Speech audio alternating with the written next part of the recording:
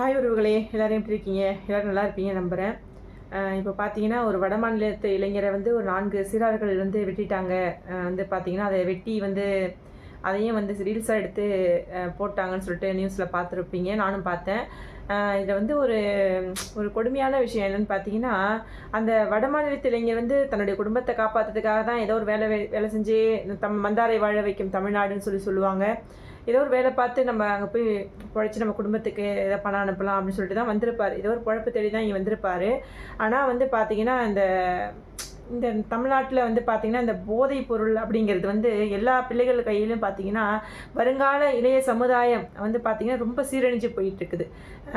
இதுக்கு வந்து ஒரு சரியான ஒரு சமூகத்தில் சரியான ஒரு ஒரு நல்ல வழியில் கொண்டு போகிறதுக்கான ஒரு பாதையை காட்டக்கூடிய ஒரு எப்படி சொல்கிறது, ஒரு தலைமை இல்லை இங்கே.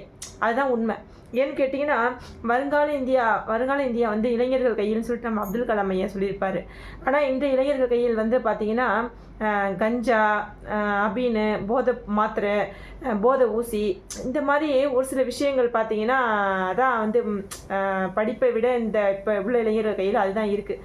இந்த பட்டாக்கத்தி, அப்புறம் பார்த்திங்கன்னா இன்னும் நிறைய எதிர்பார்க்கலாம், நிறைய இருக்குது, சொல்லிக்கிட்டே போகலாம்.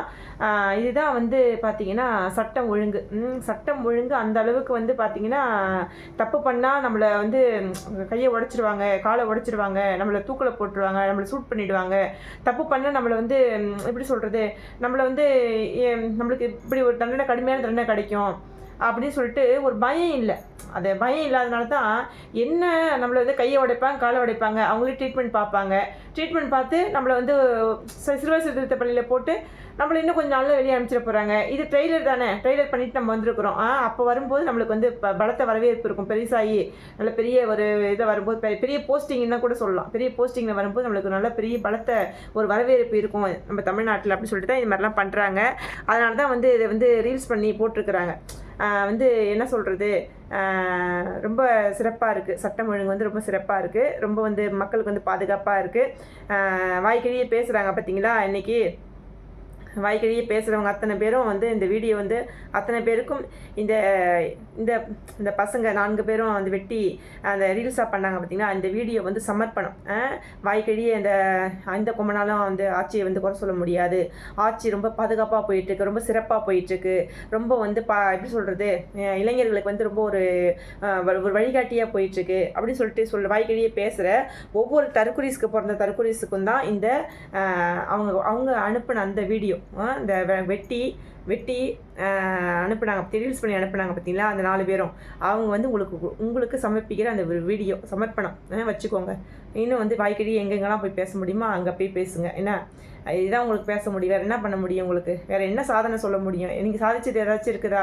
மக்கள் பணத்தை மக்களுக்கு எடுத்து செய்கிறதுக்கு அதுக்கு உங்களுக்கு முடியாது. அதுலேயும் நீங்கள் சொகுசு வாழ்க்கை வாழ்வீங்க, மக்களுக்கு கொஞ்சம் கூட கொடுக்க மாட்டீங்க. அப்படியே கொடுத்தாலும் ஏதோ ஓடி சில ஏதாவது ரோட்டை கிட்ட போட்டு விட்டுட்டு தரமில்லாத ரோடோ தரமில்லாத ஏதாவது ஒன்று பண்ணி விட்டுட்டு அதுக்கு இத்தனை கோடி செலவாச்சு ஏன் இதெல்லாம் என் வாயில சொல்லிக்கிட்டு, இதான் உலகம் அறிஞ்ச ஒன்றாச்சு, வாழையே நீங்கள் பண்ணுறது தானே அதெல்லாம்.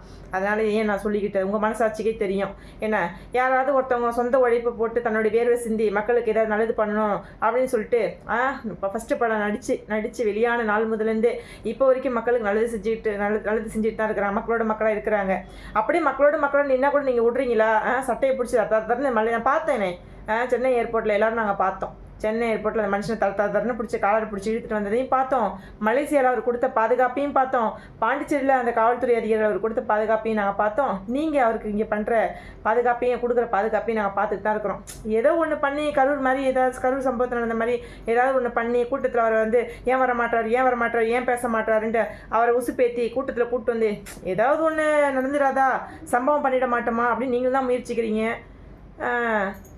அவன் நினைக்கணும், அவன் நினச்சா மட்டும்தான் எதுவும் நடக்கும். பார்ப்போம், வெயிட் அண்ட் see.